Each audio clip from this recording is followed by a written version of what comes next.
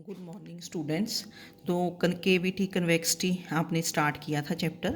तो इसमें जो नेक्स्ट क्वेश्चन है, हमने concave upwards downwards points of inflection निकाले थे कुछ फंक्शंस के। तो ये है find the points of inflection of this curve y is x square plus one over x square minus one. Also find the values of x for which the function is concave upwards and concave downwards। तो पहले अगर definitions clear होंगी, पहले वाले questions clear होंगे तो फिर easy रहता है। तो आपने लिखा था गिवन कर्व इज, ये लिख दिया y is x square plus one over x square minus one. तो इसमें क्या है कि पहले आपने सेकेंड डेरिवेटिव तक फाइंड करना है।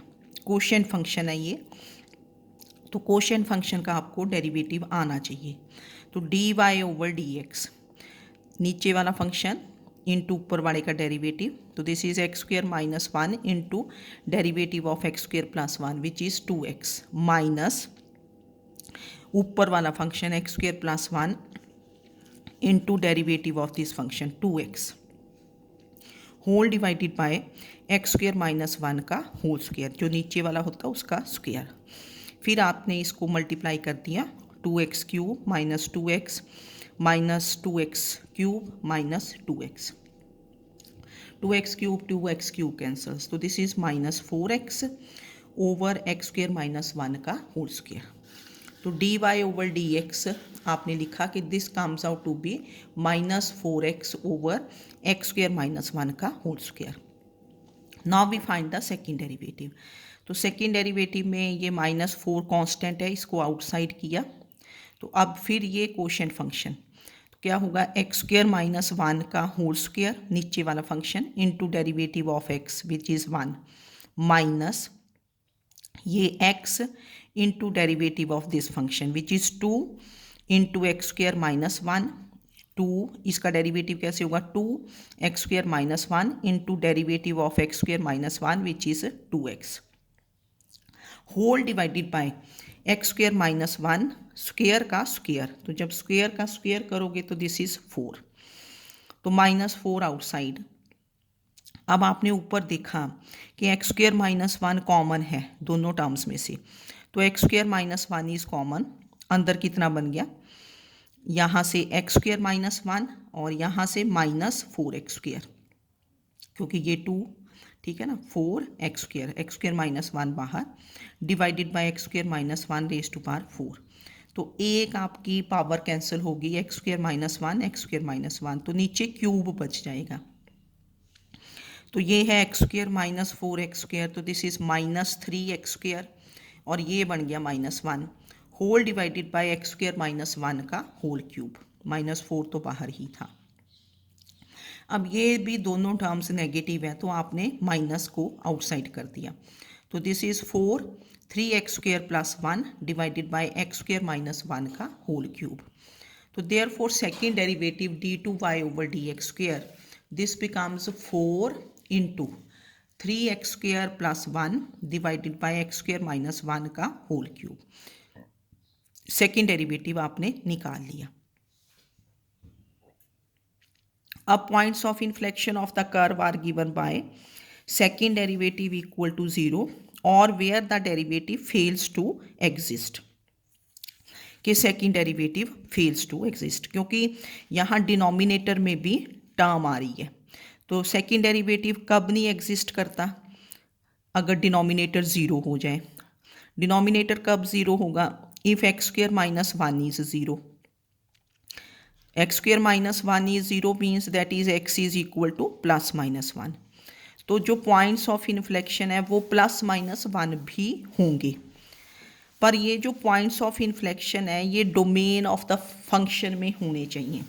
आप लोगों ने प्लस वन में डोमेन्स की हैं, तो अगर आप देखोगे कि इस फंक्शन की डोमेन क्या होगी, डोमेन क्या होती है, this is set of all real values of x for which the function is defined. अब ये फंक्शन कब डिफाइंड है, if this is set of all real numbers for which the denominator is not equal to 0, क्योंकि अगर denominator 0 बन जाए तो function becomes something over 0 which is infinity. तो domain of the function is set of all reals except कौन कौन से numbers, +1 and -1। क्योंकि अगर आप 1 पुट करते हो, ऊपर बना 2, नीचे 0, 2/0 क्या होगा, इन्फिनिटी। -1 पुट करते हो तो ऊपर 2, नीचे 1 - 1 0, तो 2/0 भी इन्फिनिटी। तो domain is set of all real numbers except 1 and -1। तो that means 1 and -1 they do not belong to domain of the function, तो वो भी पॉइंट्स ऑफ इन्फ्लेक्शन नहीं होंगे, क्योंकि जो पॉइंट्स ऑफ इन्फ्लेक्शन है they should belong to domain of the function. तो ये पूरा मैंने लिखा जो आपको बताया कि second derivative equal to 0, this implies 4 × 3x² + 1 / x² - 1 का cube is 0। Second derivative cross multiply कर दिया तो this gives you 3x² is -1, that is x² is -1/3। तो x कितना बन गया, ± √(-1/3), अंडर रूट लोगे ना माइनस, और under root of negative number क्या होता है, इमेजिनरी, आयोटा, +-1/√3 आयोटा। तो जो आपके पास पॉइंट्स ऑफ इन्फ्लेक्शन होंगे वो रियल आने चाहिए, इमेजिनरी नहीं आएंगे। तो which gives imaginary values of x। तो that means this curve does not have the points of inflection. और second derivative does not exist where the denominator is क्या है, 0। पॉइंट्स ऑफ इन्फ्लेक्शन क्या होते हैं कि where the denominator is second derivative fails to exist. तो this does not exist where denominator is 0। तो ये क्या हुआ, x इज +-1। कब ये does not exist, if this term is 0। ये कब 0 होगा, if x² - 1 is 0, that is x is +-1, but they do not belong to domain of the function. ये मैंने पूरा लिखा। Domain of the function is क्या होती है, set of all real numbers for which this is not equal to 0, that is set of all real numbers accept, ये minus sign denote करता है, एक्सेप्ट द नंबर्स 1 एंड -1।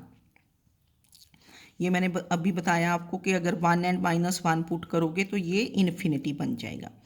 तो that means the curve has no points of inflection. अब concave upwards downwards के लिए the curve is concave upwards if second derivative is greater than 0।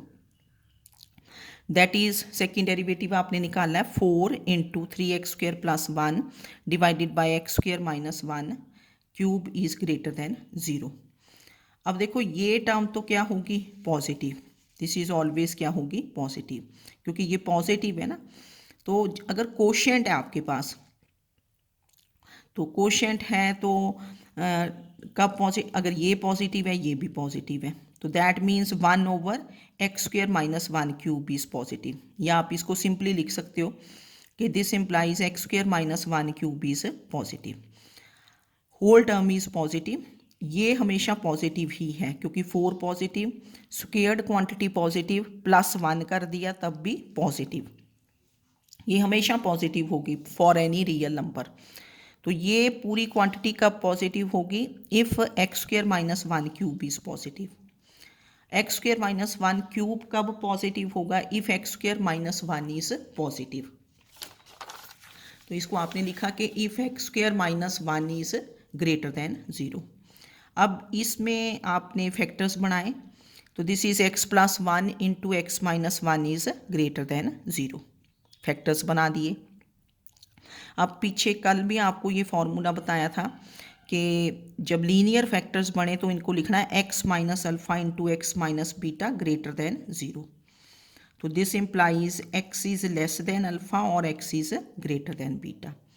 तो ये ऐसे लिख दिया, x - (-1 × x - 1 ग्रेटर देन 0, बीच में माइनस साइन आना चाहिए। तो इन दो नंबर्स में से देखते हैं हम, ये एक -1 है एक 1 है, तो -1 इज लेस देन 1, तो इसको आगे रखना है। तो by this formula x is less than -1 और x इज ग्रेटर देन 1।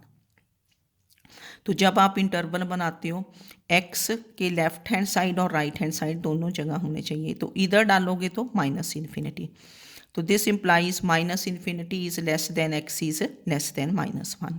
और अब इसको लिखा x greater than 1, this can be written as 1 less than x less than infinity. तो the curve is concave upwards in the interval minus infinity to -1 union, और का मतलब union 1 to infinity। Now similarly the curve is concave downwards if second derivative is less than 0। Second derivative की value put की। अब ये quantity क्या है, this is always positive, ये तो हमेशा पॉजिटिव रहेगी। स्क्वेयर्ड क्वांटिटी +1 किया, ऑलवेज पॉजिटिव। तो that is 1/x² - 1³ this is negative. अगर ये नेगेटिव हो, ऐसे भी लिख सकती हो, इसको अवॉइड कर सकते हो कि दिस इज़ नेगेटिव, ऊपर वाली पॉजिटिव है तो ये नेगेटिव होगी, x² - 1³ इज़ नेगेटिव। तो this implies x² - 1 is negative, क्योंकि क्यूब है, नेगेटिव का क्यूब इज़ नेगेटिव। तो इसको कैसे लिखा, x + 1 × x - 1 is less than 0। और माइनस साइन लेके x माइनस ऑफ -1, क्योंकि माइनस आना चाहिए, × x - 1 इज़ लेस देन 0। ये ऊपर वाले फैक्टर्स बन जाते हैं, यही वाले सेम ना, दोनों जगह सेम बनते हैं, ग्रेटर और लेस में, यहाँ तक सेम रहता है। अब ऊपर ग्रेटर था तो यहाँ क्या है, लेस। तो आपको फॉर्मूला बताया था कि if x - α × x - β is less than 0, this implies x lies between alpha and beta. So that is -1 is less than x is less than 1. So therefore the curve is downwards in the interval -1 to 1, ये 1 है ना। तो ये question थोड़ा lengthy था, इसको कर लेना।